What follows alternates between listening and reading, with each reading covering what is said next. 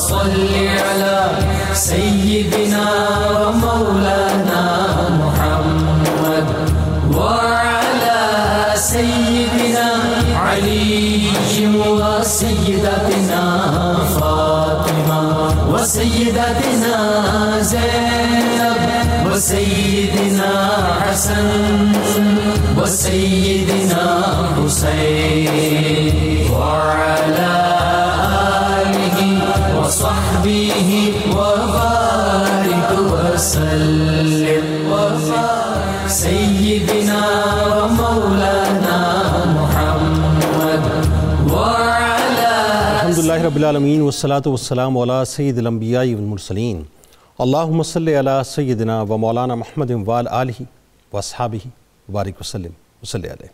دنیا کے تمام دیکھنے والوں، تمام چاہنے والوں، تمام پیار کرنے والوں، اور جہاں جہاں تک اس وقت مجھے دیکھا اور سنا جا رہا ہے، جنید اقبال کی جانب سے انتہائی محبت کے ساتھ السلام علیکم۔ ایک بار پھر ناظرین، پر نور صبح میں صبح نور کے ساتھ میں آپ کو خوش آمدید کہتا ہوں۔ آئیے جناب، بلا توقف حضرت ابو انیس محمد برکت علی علیہ رحمہ کی تالیف اسماء النبی الکریم صلی اللہ علیہ وآلہ وسلم سے رسول اللہ صلی اللہ علیہ وآلہ وسلم کا ایک اسم مبارک سیدنا العادل صلی اللہ علیہ وآلہ وسلم، ہمارے سردار عدل فرمانے والے، درود و سلام بھیجے اللہ آپ صلی اللہ علیہ وآلہ وسلم اور آپ صلی اللہ علیہ وآلہ وسلم کے آل پاک اور صحابہ کرام رضوان اللہ تعالیٰ علیہم اجمعین پہ۔ ام المومنین سیدہ عائشہ صدیقہ رضی اللہ تعالیٰ عنہا بیان فرماتی ہیں کہ ایک مرتبہ عورت اپنی دو بیٹیوں کے ہمراہ میرے پاس آئی تو میں نے اسے ایک کھجور دے دی۔ اس عورت نے وہ کھجور اپنی دونوں بیٹیوں کو آدھی آدھی دے دی اور چلی گئی۔ جب حضور نبی کریم صلی اللہ علیہ وآلہ وسلم گھر تشریف لائے تو میں نے سارا ماجرا عرض کیا تو آپ صلی اللہ علیہ وآلہ وسلم نے فرمایا کہ جس نے اپنی دونوں بیٹیوں کے درمیان عدل کیا تو وہی دونوں بیٹیاں اس کے لیے آگ کے مقابلے میں رکاوٹ ثابت ہوں گی۔ ناظرین کرام، آج قرآن و سنت کی روشنی میں اولاد کے درمیان مساوات پہ بات کریں گے، لہٰذا ٹیلی ویژن اسکرین کے اس طرف جو والدین تشریف فرمائیں، والدین آج خاص طور پہ ان سے گفتگو کرنی ہے، ذرا سنیے گا کہ آج آپ سے کیا کلام ہونے والا ہے۔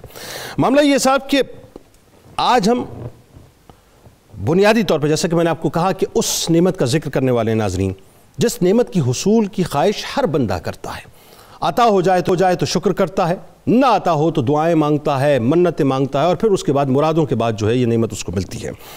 اس سے بڑھ کر ناظرین اور کیا بات ہو سکتی ہے کہ تمام انبیاء کرام علیہ السلام نے اس نعمت کے لیے اللہ سے دعا کی ہے اور اس کے حصول کے بعد اللہ تبارک و تعالیٰ کا شکر بھی ادا کیا ہے۔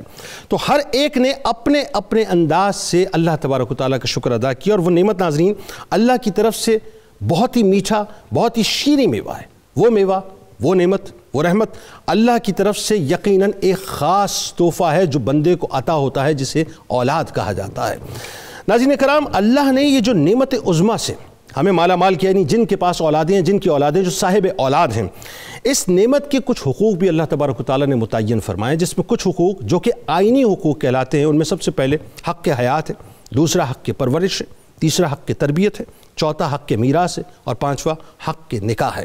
جہاں بچوں کے آئینی حقوق ہیں ناظرین، وہاں اخلاقی حقوق بھی شریعت نے مکمل طور پہ بیان کر دیے، یعنی اس میں اچھا نام رکھنا، عقیقہ کرنا، اچھی تربیت کرنا، اور حضور نبی کریم صلی اللہ علیہ وآلہ وسلم نے ایک جگہ اور ارشاد فرمایا کہ اپنے بچوں کی 3 باتوں پر تربیت کیا کرو۔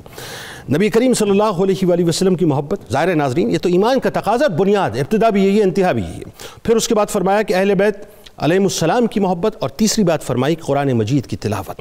اب ناظرین بات یہ ہے کہ جہاں باقی حقوق بیان کیے، وہاں بچوں کا ایک اہم حق یہ ہے کہ ان کے درمیان ان کو یعنی حق کے مساوات دیا جائے، انصاف کیا جائے، ان کے ساتھ عدل قائم کیا جائے، یعنی تمام بچوں میں مساوات کو قائم رکھنا اور کسی کو کسی پر ترجیح نہ دینا، یعنی کسی کو ترجیح دے کر دوسرے کو محروم نہ کرنا، یہ بنیادی طور پر ان کا حق ہے۔ رسول اللہ صلی اللہ علیہ وآلہ وسلم نے والدین پر واجب کیا کہ وہ اولاد میں سب کے ساتھ عدل و انصاف سے کام لیں، یعنی والدین کام لیں اس بات سے کہ وہ عدل قائم کریں، انصاف قائم کریں، اور جب بھی ہبہ کریں تو اپنی ساری اولاد میں انصاف کرتے ہوئے سب کو برابری کی بنیاد پر دیں، ورنہ قیامت کے دن وہ اللہ تبارک و تعالیٰ کے حضور جواب دہ ہوں گے۔ یعنی حدیث شریف میں یہاں تک آتا ہے کہ رسول اللہ صلی اللہ علیہ وآلہ وسلم نے فرمایا کہ تم اللہ سے ڈرو اور اپنے بچوں کے درمیان عدل و انصاف اور مساوات کرو۔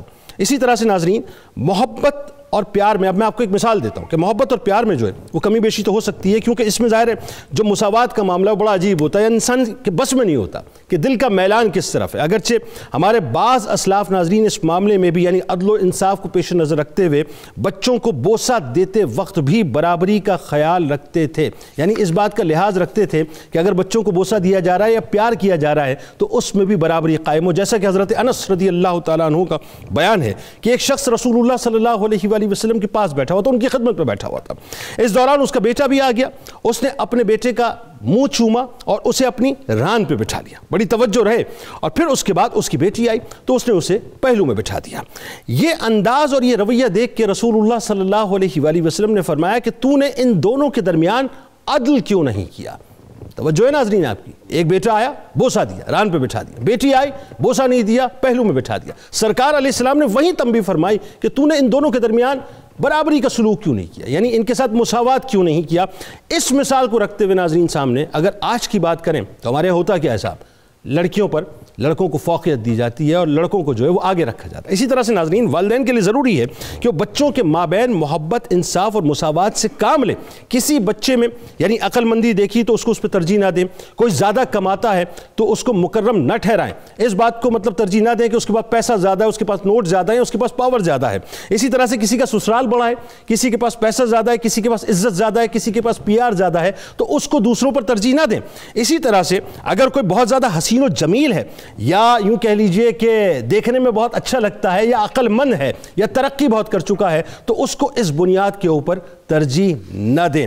یاد رکھیے آپ کا یہ ترجیح دینا دراصل اولادوں کے اندر ایسی نفرت پیدا کرتا ہے کہ اس کا خمیازہ نہ صرف وہ بھگتتے ہیں، نہ صرف آپ بھگتتے ہیں، بلکہ ان نسلوں کو بھی بھگتنا پڑتا ہے۔ اللہم صلی علی سیدنا و مولانا محمد وعلى سيدنا علي وسيدتنا فاطمة وسيدتنا زينب وسيدنا حسن وسيدنا حسين وعلى آله وصحبه وبارك وسلم۔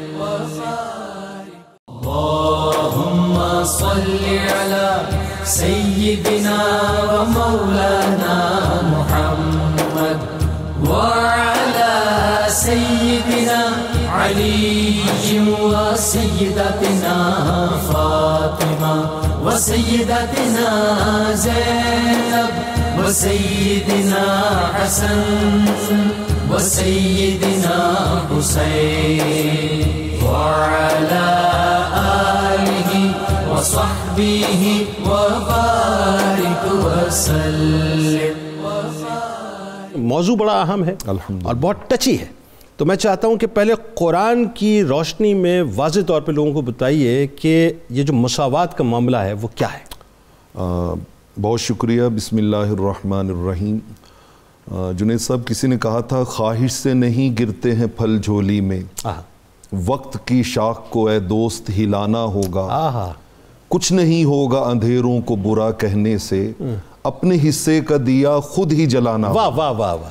آپ نے سکرین کے اس طرف والدین کو آج دعوت سماعت دی ہے، تو میں ان سے عرض کروں گا کہ جب تک ہم اپنے حصے کا دیا خود نہیں جلائیں گے اس وقت تک ہمارے گھرانوں میں وہ روشنی اور وہ نور نہیں آ سکتا۔ بے شک۔ قرآن مجید فرقان حمید کی روشنی میں دیکھیے، شریعت اسلامیہ میں حکم دینے کے لیے دو ٹرم استعمال ہوتی ہیں، ایک کو نصیحت کہتے ہیں اور ایک کو وصیت کہتے ہیں۔ اللہ رب العالمین نے یہ معاملہ اتنا سینسیٹیو ہے کہ قرآن مجید فرقان حمید میں اس کو نصیحت سے ریلیٹ نہیں کیا بلکہ وصیت سے ریلیٹ کیا ہے۔ فرمایا یوصیکم اللہ فی اولادکم، اللہ تمہیں تاکیدی حکم دیتا ہے اور تمہیں وصیت کرتا ہے اس بات کی کہ اس معاملے میں خاص طور پہ خیال رکھنا، خاص طور پہ خیال رکھنا۔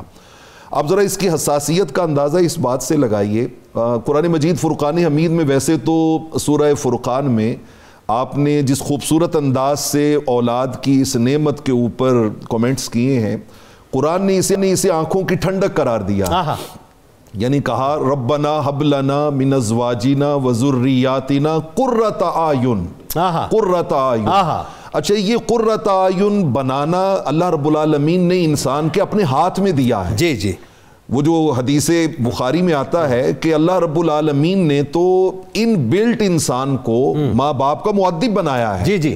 فرمایا فَأَبَوَاهُ يُحَوِّدَانِهِ أَوْ يُمَجِّسَانِهِ أَوْ يُنَصِّرَانِهِ. یہ ماں باپ کی تربیت ہے کہ جو عدم مساوات کے سبب اور انصاف نہ کرنے کے سبب ان کو کسی اور راہ پہ ڈال دیتی ہے.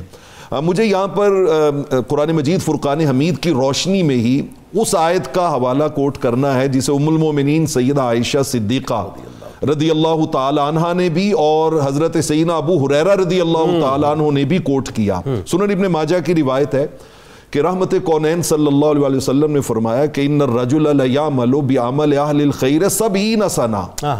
70 سال تک ایک آدمی اہل خیر والے کام کرتا ہے، بھلائی والے کام کرتا ہے. فرمایا یہاں تک کہ وہ کرتے کرتے کرتے اس کا وقت آخر آ جاتا ہے، اور جب وہ وقت آخر آتا ہے حاف فی وصیتہ، تو وہ اولاد کے معاملے میں کوئی وصیت کے اندر بے انصافی کر جاتا ہے، بے انصافی کر جاتا ہے. فرمایا اس سبب سے فیختم لہ بشر عملہ، 70 سال نیک عمل کیے اور اس ایک عمل کی وجہ سے اس کا خاتمہ شر پہ ہوا، فیدخل النار، اور وہ دوزخ میں چلا گیا. اور اس کے مقابلے میں فرمایا ایک شخص 70 سال تک بعمل اہل شر، شر والے کام کرتا ہے لیکن فیعدل فی وصیتہ، وہ اولاد کے معاملے میں آخری عمل میں اس نے وصیت کرتے ہوئے عدل سے کام لیا. تو فرمایا فیختم لہ بالخیر، اس کا خاتمہ خیر پر ہوتا ہے، فیدخل الجنہ. یہ ابتدا میں آپ نے ایسی گفتگو فرما دی ہے صاحب کہ میں اسی مخمصے میں اب الجھ گیا کہ بہت سے ایسے لوگ یہاں تو کرتے ہی ہیں کہ پوری زندگی کیا وہ تو اللہ معاف کرے پتہ نہیں کیا کچھ کر رہے ہوتے ہیں وصیت کے معاملے کے اندر. تو اس کا مطلب وہ اپنی آخرت والدین خود برباد کر رہے ہوتے ہیں. ہم نے ہر چیز کی بنیاد جو ہے وہ مادیت پہ رکھ لی ہے، مادیت کے اوپر رکھ لی ہے. اور میں وہ حدیث پاک پوری کرنا چاہتا ہوں. حضرت ابو ہریرہ رضی اللہ تعالیٰ عنہ کہتے ہیں کہ یہ معاملہ اس لیے حساس ہے، تلک حدود اللہ، فرمایا یہ اللہ کی حدود ہیں، یہ اللہ کی حدود ہیں. وَمَن يَتَعَدَّ حُدُودَ اللَّهِ فَأُولَٰئِكَ هُمُ الظَّالِمُونَ، اور جو ان حدوں کو پار کرے گا وہ ظلم کا ارتکاب کرے گا، اور ظالم کے لیے پھر دنیا میں بھی خیر نہیں اور آخرت میں بھی خیر نہیں. بالکل ایسا. اچھا یہیں سے اسی بات کو ٹو کرتے ہیں تو نوری صاحب، ایک مقدمہ تو نوری صاحب نے بنا دیا، اب اسی بات سے آگے ریلیونسی بناتے ہیں کہ احادیث مبارکہ میں بھی بڑا صراحتاً جو ہے اولاد سے مساوات کے حوالے سے سرکار علیہ السلام نے فرمایا، واقعات کی روشنی میں بھی اور اقوال کی روشنی میں. پلیز. جی ہاں بالکل. جی ماشاء اللہ پروفیسر صاحب نے بہت تفصیل سے اس پہ روشنی ڈالی ہے. عرض یہ ہے کہ اولاد کے معاملے میں جو مساوات کا تصور ہے قرآن مجید میں ہم دیکھیں، آپ صلی اللہ علیہ وسلم کی تعلیمات میں دیکھیں، احادیث پاک میں دیکھیں، تو اس کو بہت زیادہ اہمیت کے ساتھ اور صراحت کے ساتھ بیان کیا گیا ہے. اس کی کئی وجوہات ہیں. پہلا سبب تو یہ ہے کہ جو عدل و انصاف ہے یہ فطری تقاضا ہے. جب تک آپ زندگی کے کسی بھی شعبے میں عدل و انصاف کو قائم نہیں کریں گے وہ شعبہ آگے نہیں بڑھ سکتا. جہاں عدل و انصاف پہ کمپرومائز ہوگا وہاں پر مسائل پیدا ہوں گے. یہی صورتحال اولاد کے معاملے میں بھی ہے. اور دوسرا اس معاشرے کو اگر آپ دیکھیں جو عرب سوسائٹی ہے تو اس کے اندر بھی یہ بہت زیادہ اس حوالے سے کمی موجود تھی کہ اولاد کے اندر اس طرح کی مساوات موجود نہیں تھی جو ایک فطرت کا تقاضا ہے. اور خصوصاً بچیوں کو بہت زیادہ نظر انداز کیا جاتا تھا، بلکہ بچیوں کو زندہ درگور کر دیا جاتا تھا. اور قرآن مجید نے اس کو اب دیکھیں جس طرح بیان کیا ہے، قتل کرنا بہت ہی کبھی عمل ہے اور گناہ کبیرہ ہے. ایک شخص کا قتل انسانیت کا قتل، اور ایک شخص کی حیات کا تحفظ انسانیت کی حیات کا تحفظ قرار دیا گیا ہے. آپ سے ارشاد فرمایا جس کی بیٹی ہو وہ اس کی تکریم کا لحاظ کرے، اس کی تذلیل نہ کرے، اس کی تربیت صحیح کرے اور اس پر لڑکوں کو ترجیح نہ دے تو اس کے لیے جنت کی ضمانت ہے. یعنی یہ ایک جو پہلو ہے کہ بچوں کے اندر عدل اور خصوصاً بچیوں کو ترجیح دینا، یہ اس سے زیادہ بالا تر پہلو ہے جس پہ بہت زیادہ زور دیا گیا. آپ دیکھیں کہ آپ صلی اللہ علیہ وسلم کی بارگاہ میں ہر طرح کے لوگ آتے تھے، مرد بھی آتے تھے، خواتین بھی آتی تھی، حکمران بھی آتے تھے، ہر سوسائٹی کا طبقہ آتا تھا. لیکن صرف خاتون ہے جس کے آنے پہ آپ کھڑے ہوئے. جب سیدہ کائنات آتی تھی تو آپ کھڑے ہو جاتے تھے، ان کے لیے چادر بچھاتے تھے.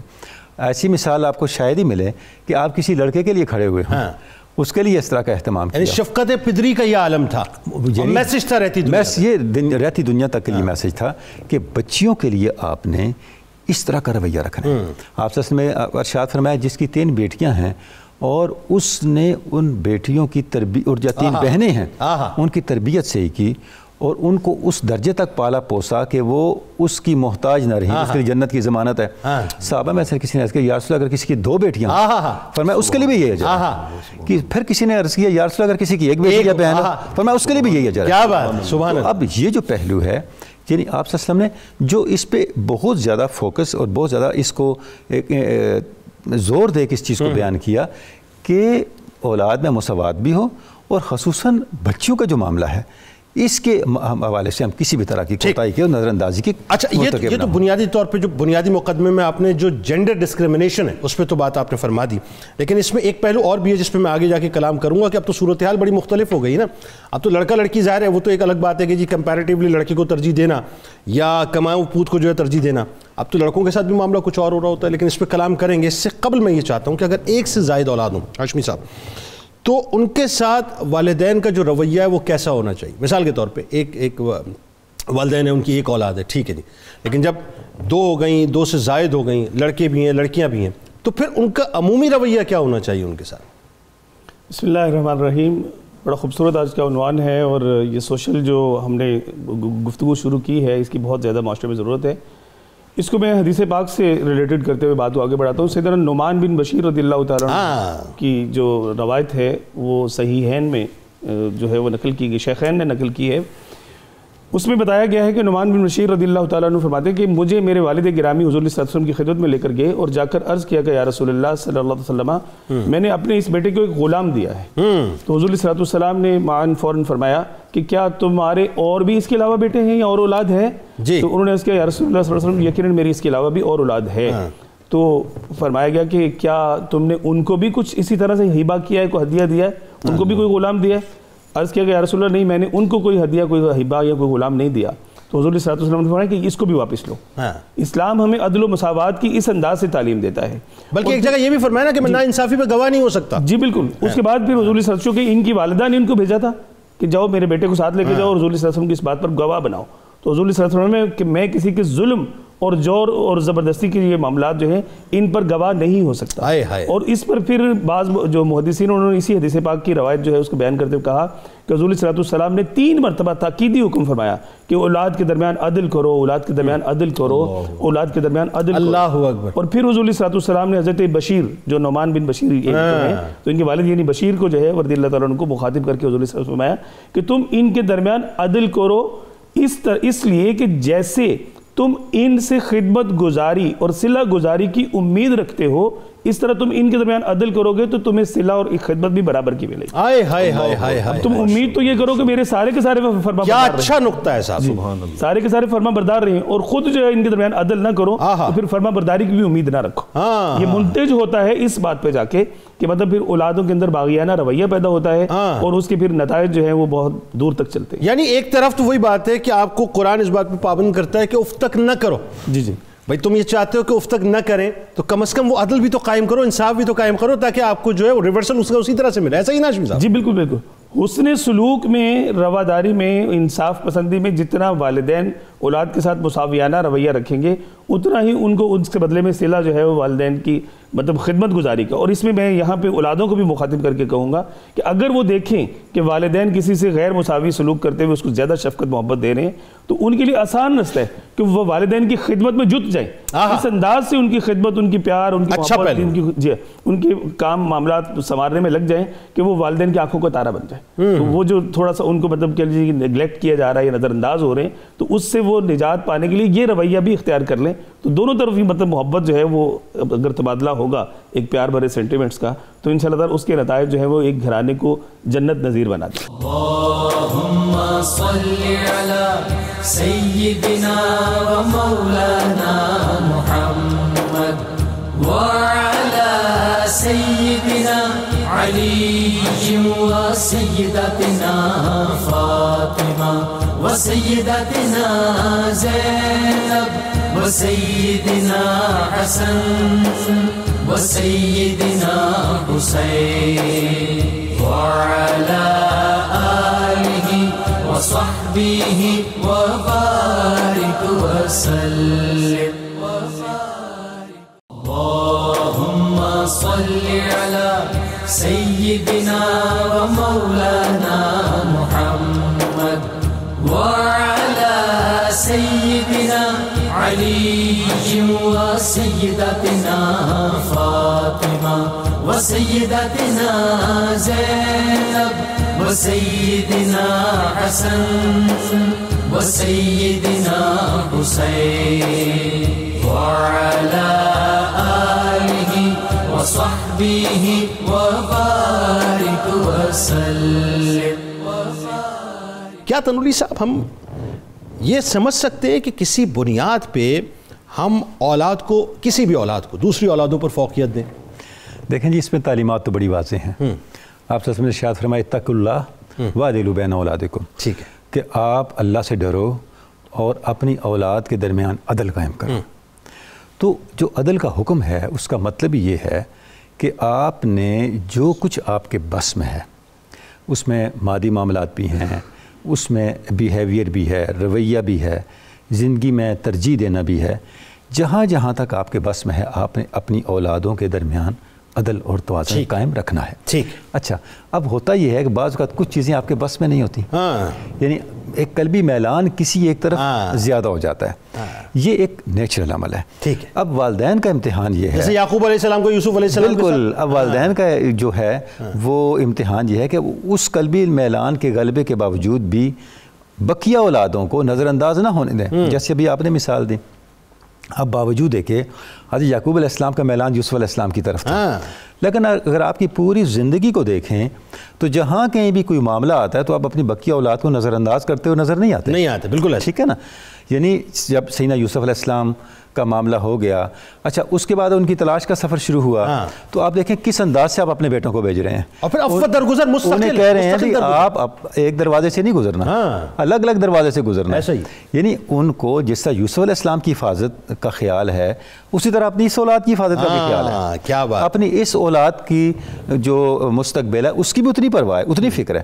اچھا اس کے بعد جب بنیامین کا معاملہ ہو جاتا ہے پھر واپس آتے ہیں، اور پھر جب حتیٰ کہ جب سارا معاملہ کلیئر ہو جاتا ہے تو آخری کیا ہے، آپ ان کے لیے استغفار کی دعا کر رہے ہیں، اور جب وہ سیدنا یوسف علیہ السلام کی طرف جاتے ہیں تو سارے بیٹوں کو ساتھ لے کے جا رہے ہیں. جی جی.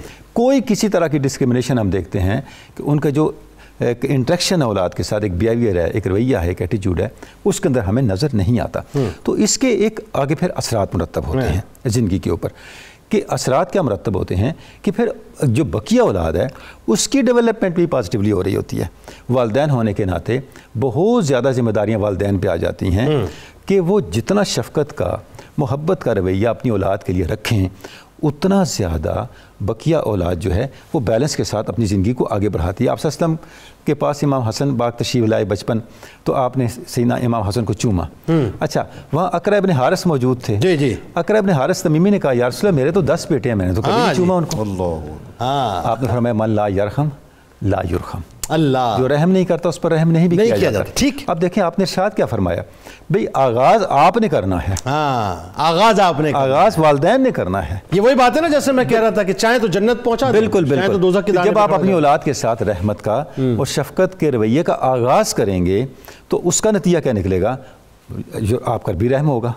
جب یہ اولاد اس سٹیج پہ پہنچے گی جب اس نے آپ کا خیال کرنا ہے تو اس کا رویہ بھی پھر رحمت والا ہوگا. تو اس کو یعنی کہ یہ ایک بہت ہی ایک یہ آپ یہ سمجھے کہ نازک سا معاملہ ہے جہاں پہ اعتدال کو قائم رکھنا یہ اولاد سے بڑھ کے والدین کی طرف یہ یعنی نیچرل قلبی میلان اپنی جگہ، فوقیت کسی کو نہیں دے سکتے. اس کو آپ احساس نہیں ہونے دینا کسی اولاد کے کسی حصے کو، وہ بھی احساس آپ اسے اگنور کر رہے ہیں. آپ اسے کسی احساس محرومی کی طرف نہ لے جائیں.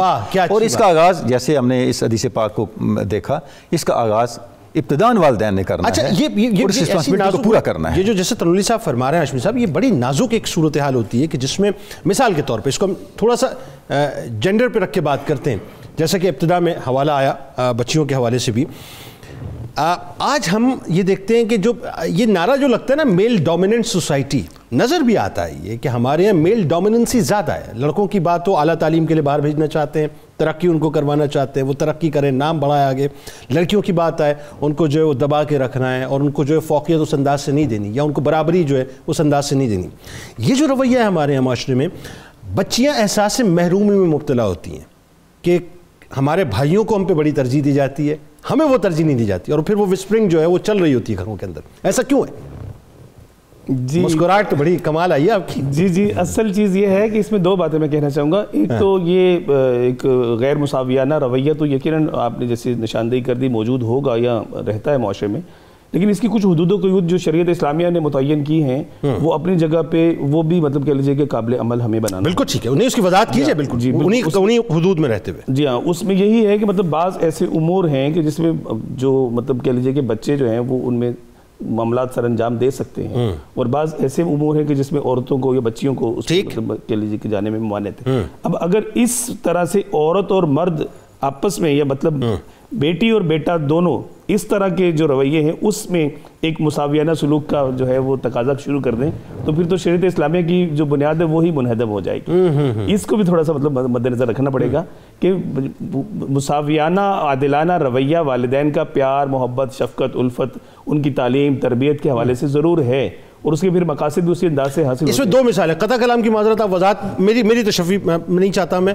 لیکن سننے والوں کے لیے بھی تاکہ میں بھی تھوڑا سا سیکھ لوں. اس میں دو مثال، حضرت خدیجہ الکبریٰ سلام اللہ علیہا اس وقت ٹاپ ایکسپورٹر، ٹاپ امپورٹر، سارے عرب کے تاجر ایک طرف، مرد میں لفظ استعمال کر رہا ہوں مرد، سارے اونٹ ایک طرف، آپ کے اونٹ ایک طرف. سب سے بڑی مثال کہ جی ان سے زیادہ ٹاپ بزنس وومن جو ہے عرب کے معاشرے میں، ملکۃ التجار، ملکۃ العرب. دوسرا سیدہ عائشہ صدیقہ رضی اللہ تعالیٰ عنہ، دین کا نصف حصہ سرکار علیہ السلام کے فرمان کے مفہوم کے مطابق کہ ان حمیرہ سے سیکھو، جہاں کبار صاحب آپ کی خدمت میں آتے تھے، یعنی تعلیم کا اتنا بڑا معیار. تو یہ دو جو ٹاپ موسٹ مثالیں ہیں، اب کیا کہتی ہے شریعت اس حوالے سے، یہ بتائیے. جی میں اس کو ڈینائی نہیں کر رہا، مطلب شریعت اسلامیہ نے اس پر کوئی قدغن نہیں لگایا کہ عورت تجارت نہیں کر سکتی، جاب نہیں کر سکتی، مطلب کہہ لیجیے کہ کام کاج نہیں کر سکتی. ایسا کوئی رویہ اسلام میں موجود نہیں ہے، لیکن اس کی حدود و قیود ضرور موجود ہے، اس کی پاسداری ایک الگ سے مضمون ہے. یعنی آپ کا کہنا یہ ہے کہ باؤنڈری میں رہتے ہوئے، ایک باؤنڈری میں رہتے ہوئے. ٹھیک. باقی جو والدین کا اولاد کے ساتھ مساویانہ رویہ ہے، جہاں اس کے مقاصد دنیاوی طور پہ حاصل ہوتے ہیں، پیارے کریم آقا صلی اللہ علیہ وسلم کی حدیث طیبات کی روشنی میں اگر دیکھیں تو حضور صلی اللہ علیہ وسلم نے فرمایا کہ جو عدل کرنے والے ہیں اللہ تبارک و تعالیٰ کل بروز قیامت انہیں نور کے ممبروں پر جلوہ فراز کرے گا. اور اس میں فرمایا کہ اس میں وہ لوگ ہیں کہ جو اپنے حکموں میں اور اپنے خاندان کے معاملات کے اندر عدل و انصاف کا رویہ اختیار کرتے تھے، یہ اجر و ثواب ان کو عطا فرمایا.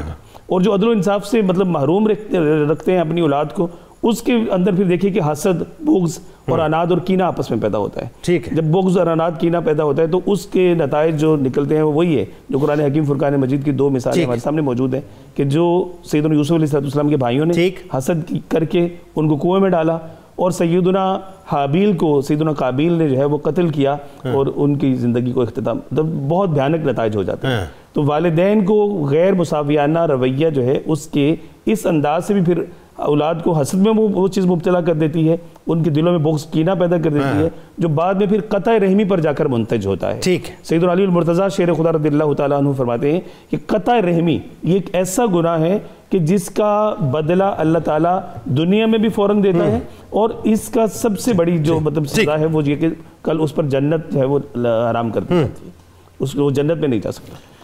اچھا، ایک اور جو بات ہے جس میں نوری صاحب میں چاہتا ہوں، اس میں دو چیزیں ہیں. پہلی بات تو میں آپ سے کرنا چاہ رہا ہوں وہ یہ کہ ہمارے یہاں ایک اور مسئلہ یہ آتا ہے جینڈر ڈسکرمنیشن میں، کہ جب لڑکے کے رشتے کی بات آ جائے تو بڑے اہتمام کے ساتھ جو ہے وہی منڈے سے ہر سوال کرنا ہے، پوچھنا ہے، معلوم کرنا ہے بھی لڑکی پسند ہے کہ نہیں، معیار کی ہے کہ نہیں، سسرال معیار کا ہے کہ نہیں. لڑکی کے معاملے میں ہماری سوچ تھوڑی سی ڈیفرنٹ ہو جاتی ہے. ہم ذرا سا یوں کہہ لیجیے کہ کنزرویٹو ہو جاتے ہیں. ہم یہ کہتے ہیں بس اس ذمہ داری کو نمٹاؤ، رشتہ آگے ایک طرف کرو، جو ہم کہیں گے وہ ہو جائے گا. تو یہ بھی تو محسوس ہوتا ہے کہ ہم جو ہے وہ ایک مساویانہ جو ہمارا طرز عمل ہونا چاہیے وہ نہیں ہوتا.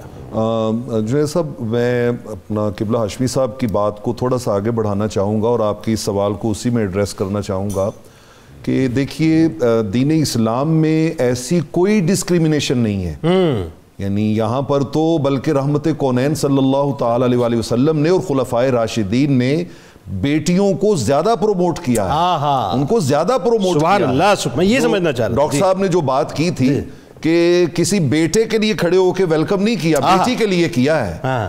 بیٹے کو دوزخ کے سامنے حجاب قرار نہیں دیا، بیٹی کو قرار دیا ہے۔ بلکہ صرف ویلکم نہیں کیا بلکہ کھڑے ہو کر آپ نے دست مبارک کو چوما بھی اور ماتھے کو بھی چوما۔ وہ کیا مصنف عبد الرزاق کی ایک روایت میرے ذہن میں آ گئی کہ وہ جو آپ نے اشارہ کیا جس طرف کہ وہ گود میں بٹھانے والی، یہ اس سے ہٹ کے ایک اور روایت ہے کہ رحمت کونین صلی اللہ تعالی علیہ وآلہ وسلم کی مجلس میں ایک صحابی بیٹھے ہوئے ہیں، تو ان کا بیٹا آیا تو انہوں نے 3 کام کیے، فضمہ وقبلہ واجلسہ، ان کو سینے سے بھی لگایا، ان کو چوما بھی اور ان کو پیار سے پاس بھی بٹھایا۔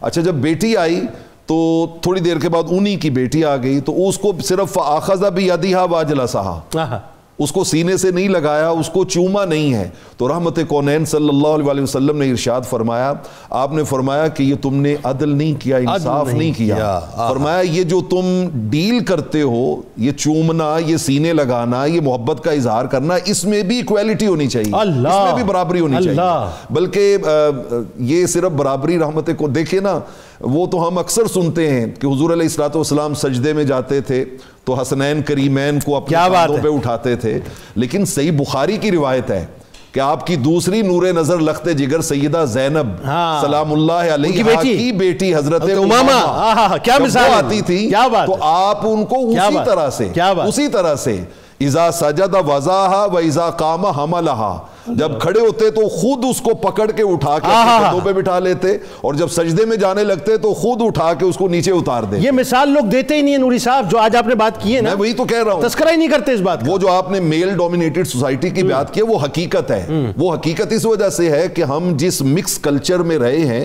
اس کلچر کے اثرات ہیں ہماری سوسائٹی پر۔ اسلام قطعی طور پہ ایسی بات نہیں، بلکہ جب وہ صحابیات رحمت کونین کی خدمت میں حاضر ہوئی تھیں کہ یا رسول اللہ صلی اللہ علیہ وسلم، قرآن مجید میں ہر جگہ مرد کی بات، تو سورہ احزاب کی وہ آیت اتری تھی جس میں ساروں کو برابر رکھا گیا تھا، ان المسلمین والمسلمات والمومنین والمومنات والقانتین والقانتات والصادقین والصادقات، جتنی کیٹیگریز ہیں ساروں کو ایکول رکھا گیا کہ اگر ادھر صبر کرنے والے مرد ہیں تو ادھر صبر کرنے والی عورتیں بھی ہیں، اگر ادھر، اور پھر وہ آپ دیکھ لیجئے اگر جنت کے مردوں کا کسی کو سردار بنایا ہے تو جنت کی عورتوں کی بھی کسی کو سردار بنایا، یعنی اسلام کے اندر جو ہے وہ ایکویلٹی رکھی گئی۔ اور پھر سارے سردار ظاہر ہے پیدا تو اسی وطن سے ہوتے ہیں نا، اصل بات تو یہ ہے۔ بس ایک جملے میں وضاحت کر دیں تاکہ پھر بات آگے بڑھا دیں، تاکہ تشنا نہ رہے بات، کہ بچی سے بھی پوچھنا اسی طرح سے ضروری ہے، لازماً بالکل اسی طرح سے ضروری ہے۔ بلکہ رحمت کونین صلی اللہ علیہ وسلم نے جب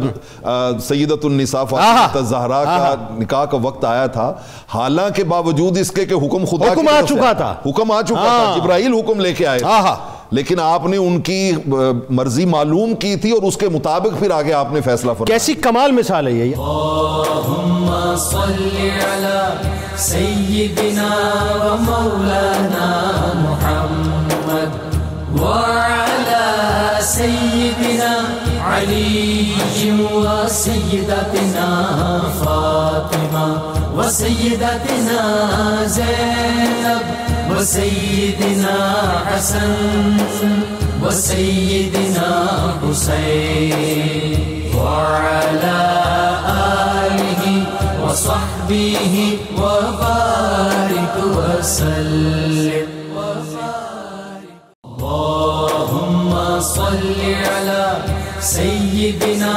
ومولانا محمد وعلى سيدنا علي وسيدتنا فاطمة وسيدتنا زينب وسيدنا حسن وسيدنا حسين وعلى آله وصحبه وبارك وسلم۔ بس آخر میں جاتے ہوئے چند جملے میں اب اولادوں سے عرض کرنا چاہتا ہوں۔ دیکھیے صاحب، پورے پروگرام میں ہم نے والدین کو نصیحتیں کی ہیں، ہمارے ممتاز علماء کرام یہاں موجود ہیں جو والدین کو بتاتے رہے کہ ان کو کیا کرنا چاہیے اور کیا نہیں کرنا چاہیے۔ اب میں بچوں سے مخاطب ہوں۔ کہ ان کو کیا کرنا چاہیے، ذرا سنیے۔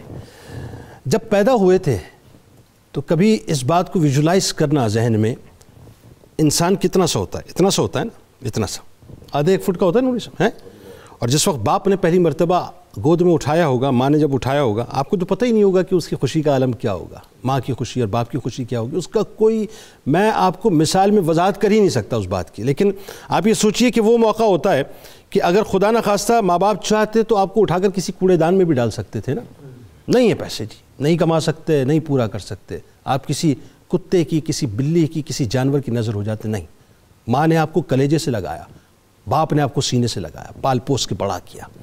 بس وہ جو ایک لمحہ ہے نا، وہ جو ایک لمحہ جس وقت آپ دنیا میں آئے تھے اور جو پہلی مرتبہ ماں کا آپ کو لمس ملا تھا اور باپ کا آپ کو لمس ملا تھا، میں کہتا ہوں ساری ڈسکرمنیشن ایک طرف ہے، ساری ڈسکرمنیشن، ساری تفریق ایک طرف ہے، غیر مساویانہ سلوک ایک طرف ہے، غیر انسانی سلوک ایک طرف ہے، ساری ناانصافیاں ایک طرف ہیں، سارے امتحانات ایک طرف ہیں، سب کچھ ایک طرف ہے۔ ماں کا وہ پہلا لمس اور باپ کا وہ پہلا لمس جو ہے، اس کا حق اولاد زندگی بھر ادا نہیں کر سکتی۔ جنت ایسے نہیں مل جاتی صاحب، بڑی مشقت کے بعد ملتی ہے۔ بس یہ سمجھ لیجئے کہ اگر اللہ تعالیٰ نے آپ کے حق میں جنت کو اسی طرح رکھا ہے تو پھر اسی طرح سے ملے گی کہ سارے بچے نوازے جائیں گے، آپ دھتکارے جائیں گے، سارے بچے خدمت نہیں کریں گے، آپ خدمت گزار ہوں گے، لیکن اس کے باوجود بھی آپ پر لعن طعن ہوگی۔ اس لعن طعن کو اس طرح تسلیم کر لیجئے کہ ماں باپ کے آگے اف نہیں کرنا۔ کیوں؟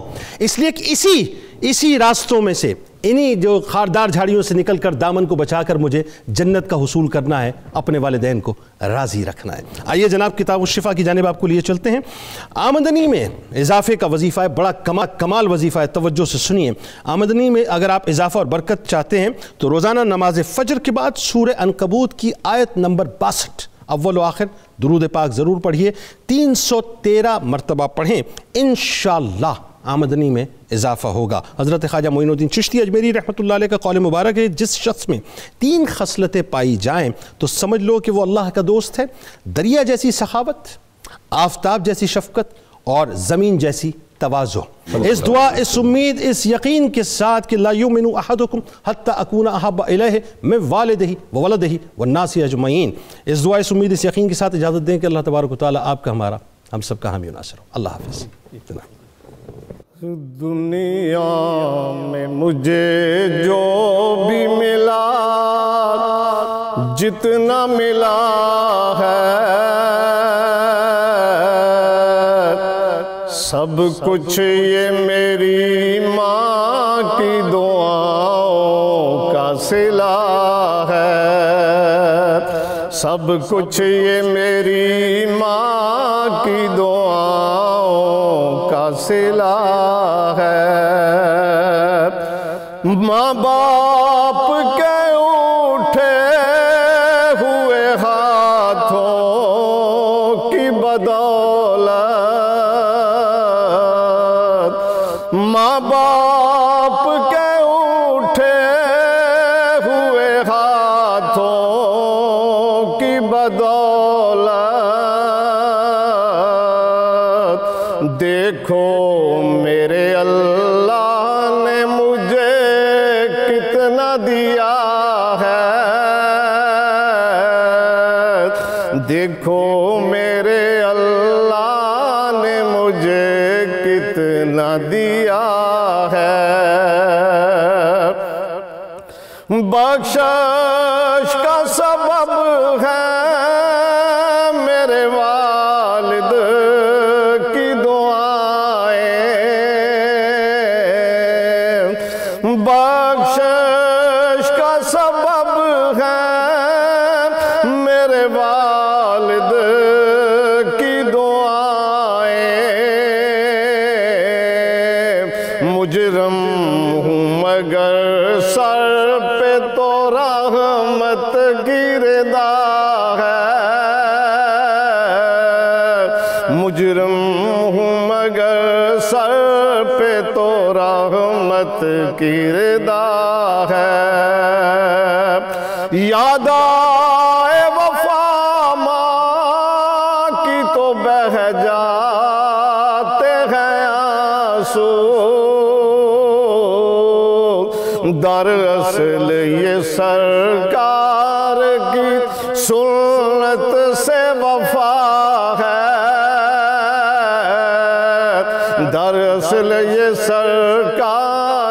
کی سنت سے وفا ہے، اجمل در زہرا کے گداؤں کا گدا ہوں، اجمل در زہرا کے گداؤں کا گدا ہوں،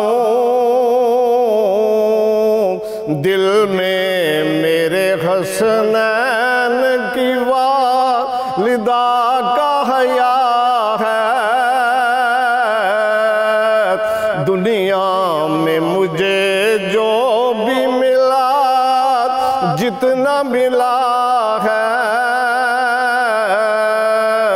سب کچھ یہ میری ماں کی دعاؤں کا صلہ ہے، سب کچھ یہ میری ماں کی دعاؤں کا صلہ ہے۔